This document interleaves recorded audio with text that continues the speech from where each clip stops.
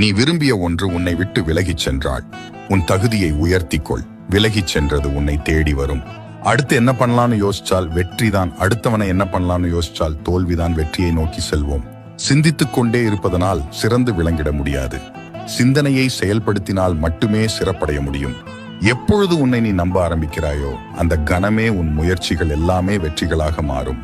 வாழ்க்கையில் என்ன நடக்கும் என்று பயத்துடனே வாழாதே. அடுத்து என்ன நடந்தாலும் பார்த்து கொள்ளலாம் என்று துணிந்து நில். தனியாக பறக்கும் பறவைக்கு என்றுமே வலிமை அதிகம். அது போன்றுதான் தனியாக விடப்படும் போதுதான் உங்கள் பலம் உங்களுக்கே தெரியும். விலைமதிப்பற்ற செல்வம் அறிவு, பலமான ஆயுதம் பொறுமை, மிக சிறந்த பாதுகாப்பு உண்மை, அற்புதமான மருந்து சிரிப்பு.